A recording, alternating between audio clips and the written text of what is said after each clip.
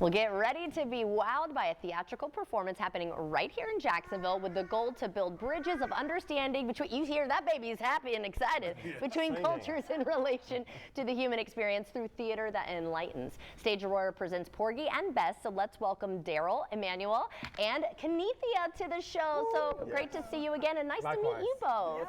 Yes. Well, thank you. All right, so I have heard of the title Porgy and Bess, but I don't know the story, so tell us about it. Well, Porgy and Bess is about two iconic characters, Bess, and then Porgy is a cripple. So between this scene that happens towards the beginning of the show with Bess's love interest, his name is Crown, there's a scuffle that happens because of a crap shooting game. And then the Crown does not like the outcome of that game, and so he and another gentleman get into a quarrel, and then there's a murder that occurs. And so as a result of that murder, Crown gets out of town because he's the victor. Crown's out of town. He's out of town. And then the community itself does not really, they're not really fond of Bess because she's sort of a loose woman, and they are all church going, you know, hallelujah, praise. And so she's of a different nature.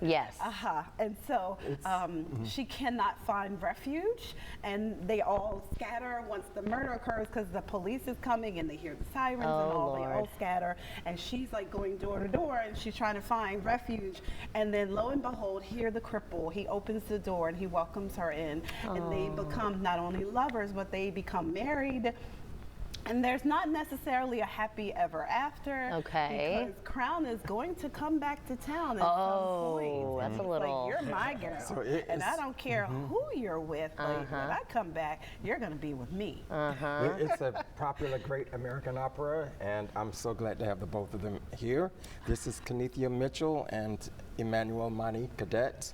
He plays Sport and Life, and she is our Bess. So it's written by the Gershwins. Different styles of music, but powerful arias. Now you mentioned opera. Is this the first opera that Stage Aurora has produced? It is the very first. Really? Well, congratulations. I've always wanted to do an opera. And the Lynx, the Jacksonville, Florida chapter of the Lynx, reached out and asked me would I collaborate with them on an opera. And I said, let's do Porgy and Bess, and here we are. How cool is that? Now, big shoes to fill, right, with performing these operas, these songs, I should say. So what is that like? Tell us a little bit about your involvement in the show. Well, I play the character Sport and Life, which is the antagonist.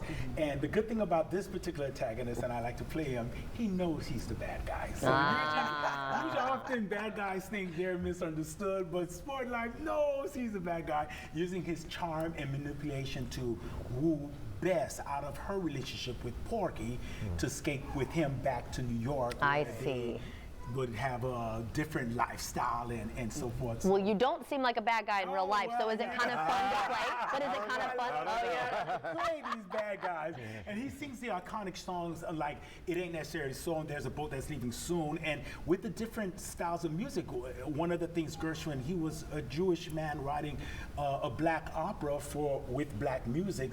But even with It Ain't Necessary So, a lot of people will know it even if they know the melody, because it's the opening to the Baruch Atah, which is the reading of the Torah in the Jewish tradition. So the Ain't Necessarily So, you'll find familiar. It's like, why do I know that song? Maybe because if you go to your synagogue and before the reading of the Torah, you sing the Baruch Atah. Interesting. Which is the Ain't Necessarily So. I had no idea. They're all very iconic, like Summertime. Summertime, all of those, I Got Plenty of Nothing. So you're going to get a little bit of so you're going to get a little bit of every style of music within this opera.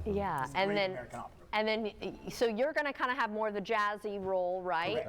The sound, and you're going to have that traditional opera sound? Exactly. Oh my gosh, how cool is that? But she gets down and dirty. Like I said, she's a woman of a different nature, so there's of the night. Some chesty sounds in her voice too. That's awesome. All right, well, how can we get tickets, and are VIP tickets available still? Yes, VIP tickets are available, and they may go to stageaurora.org. That's STAGEAURORA.org, like a rap. A-U-R-O-R-A. It might be on the screen too. Or they can call the box office at 904-765-7373. And how long will it be in production? We are running we open next Friday. It's just next weekend. It's November 7th and 8th.